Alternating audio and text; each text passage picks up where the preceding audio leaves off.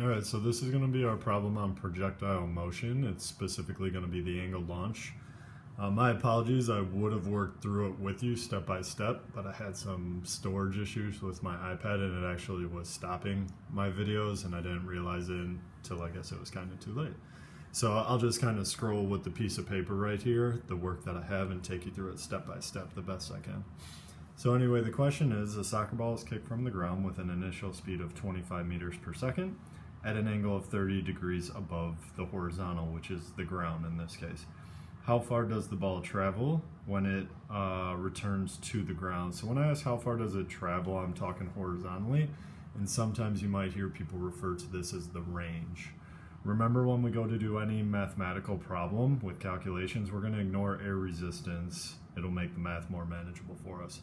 So what I did without showing you too much is I actually drew a picture, which you could see some extra information given there at the peak.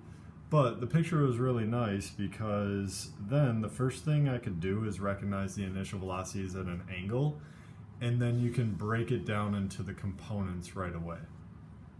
Alright, so of course I kind of blew it up, made it much larger, but this is our original initial velocity, the 25 meters per second at this angle. And I drew the x component to the right, the y component vertically, which looks like I could add in the final value right here. But then I did basic trig to solve for the x, knowing that it's adjacent over hypotenuse. I could write out cosine of 30 equals adjacent over hypotenuse, but since I'm solving for the adjacent, which would be in the numerator of the fraction, I down here decided to just go ahead and multiply the hypotenuse, which was in the denominator, over right away. So if this is kind of confusing you right here, this equation, basically just bring the 25 meters per second squared back to the denominator here, and the equation says cosine of 30 equals the adjacent over the hypotenuse. All right, you'll see me kind of just move the hypotenuse denominator right away and write it like this. So anyway, out of the 25 meters per second, it looks like 21.7 meters per second of this velocity is in the x component. And then we know that once we have the adjacent and the hypotenuse, we could do Pythag to get the y, but I like to stay consistent. If I did cosine for x, it's sine for y. So same idea, sine of 30 degrees is going to be the opposite over the hypotenuse, but I went ahead and just moved again the hypotenuse, which was in the denominator, the 25 meters per second. I moved it to the other side to make the equation clean right away. So again, solved it out. I got 12.5 meters per second. That's how much of this initial velocity, the 25, is in the y component. Now, remind yourself, when we do the trig, you guys have to always be careful. The trig doesn't tell you the direction. But good news is when we do projectile motion, especially angle launches, we always shoot it up and to the right, because up is the positive and right is the positive, so it avoids silly mistakes, okay? All right, now what we always do, and we could have started this before that, is we do our KU charts.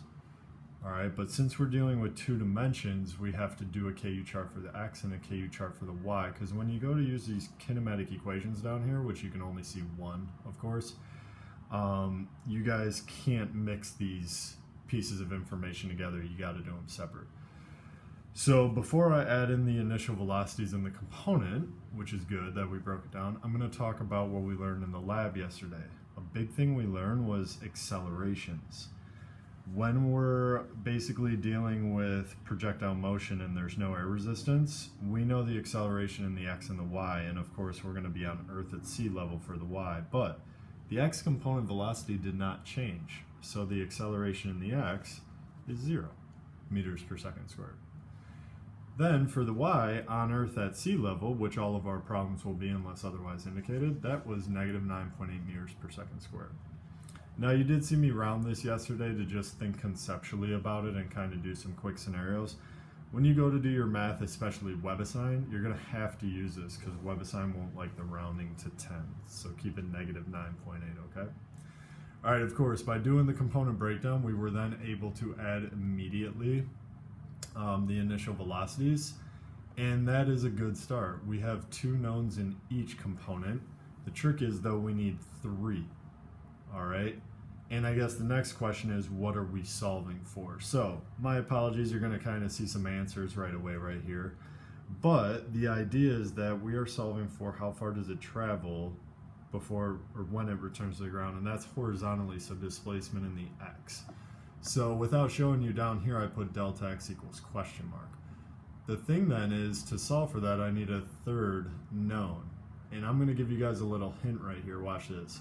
In the x component, the acceleration is 0. So if you look at our big three equations down here, only one of these applies to the x for all projectile motion problems. Because if the acceleration is 0, look at the first one. 0 times t is nothing. That's not telling us or letting us solve for anything we already didn't know, that the velocity is constant. Same thing in the last equation over here. If the acceleration is 0, this drops out, which again is just stating the velocity is going to be constant in the x component. So the middle equation, if the 1/2 at squared drops out, again because the acceleration is 0, this still is something useful. It still lets us solve for some pieces of information.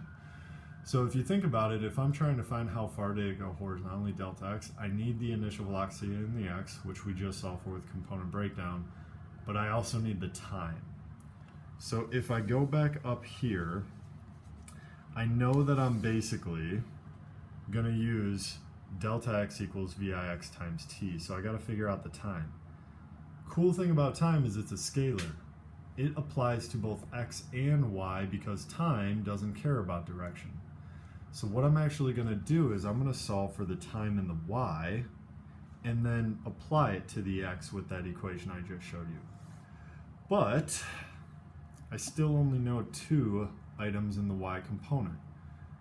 So you have to recall some little details from the lab yesterday, and this is where you see my picture. I already included this trick or tip in here.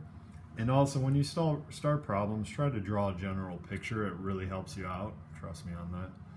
But we learned yesterday in the lab that at the peak in the y component, the velocity will always be 0 meters per second.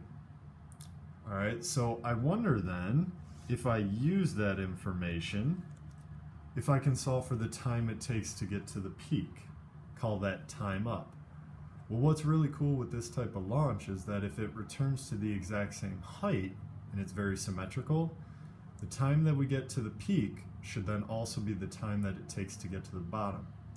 So if I look at my KU chart, which is kind of cool, I didn't finish it right here, so we can finish it together. I then have these 4, which if you look at your big three equations down here, you're going to actually be able to use the first one. Sorry, I got a little sloppy with the plus. The one thing you need to keep in mind though is that the final velocity we're using is only the halfway point, so it's not the total time we're going to be solving for. So of course I plugged in my information. I needed to move the initial velocity and the acceleration to the other side, so I actually subtracted the initial velocity first because it's being added. And then, this is kind of nice, it became negative, and the acceleration is negative, so when I divide the acceleration, I'm going to have division of 2 negatives, which makes it positive, and that makes perfect sense because time should always be positive. It's a scalar, it can't be negative. What you have to recognize though is that this was the time to the peak. So I actually, because of the symmetry, I need to double it to get the total time. Okay, so make sure you catch on to that little detail. Now that I have the time, why don't I pick back up where I got cut off? This is the total time, of course, and it's always okay to add subscripts as a nice reminder to yourself.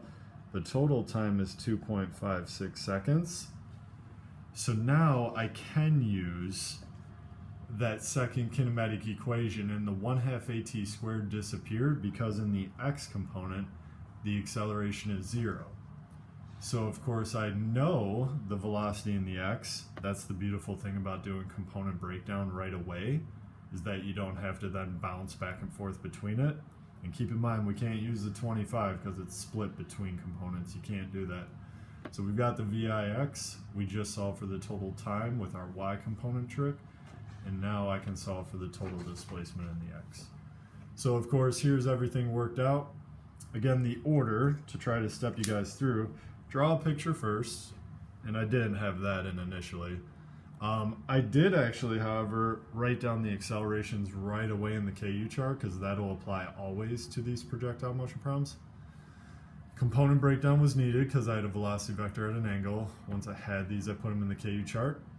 And then you had to figure out what you're solving for. So delta x, but I only had two knowns, so I had to realize if acceleration 0, I gotta get this time. How did I get the time? I did it in the y component by knowing at the peak, which is something you gotta recognize on your own. Knowing at the peak, the y component velocity is 0. I did call it final for that moment in time, but I kind of made it clear that's at the peak. So I got the time to the peak, and because, and only because it's perfectly symmetrical and it returns to the ground, I knew that the time up would be the same as the time down, so I just doubled it right here. Once I had that time is the one variable that can bounce between y and x, or x and y components, and then I could finish it off with our x component equation. And again, this is the only equation that ever works in the x component for projectile motion, because the acceleration in the x is 0 and that disappears. All right, of course, questions vary. It's not like this is the one scenario that happens every time, but this is a very good guideline, I think a good starting point to help you guys out with this. So reference this anytime you need, all right?